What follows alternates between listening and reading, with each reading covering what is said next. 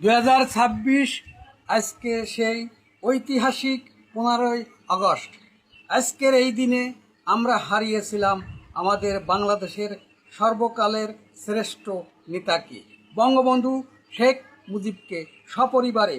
আজকের এই দিনে খুনিরা, ঘাতকরা তার নিজের বাসভবনে ঢাকা 32 নম্বরে তাকে হত্যা করেছিল এবং এই খুনিরা হত্যা করিল তাদের পরিবারের সকল সদস্যকে এবং ভাগ্যক্রমে তার 2 কন্যা বিদেশে ছিল, তারা প্রাণে বেঁচে গিয়েছিল এবং তারা ছিল জার্মানিতে।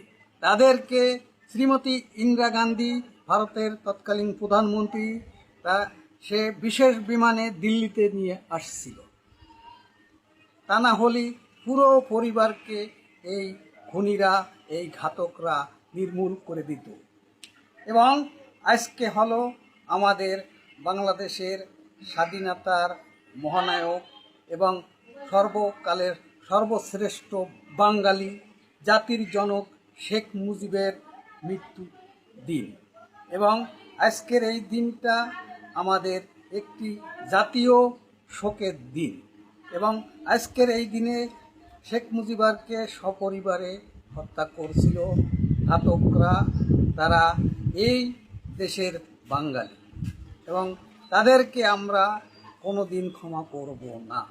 জয় বাংলা, জয় বঙ্গবন্ধু।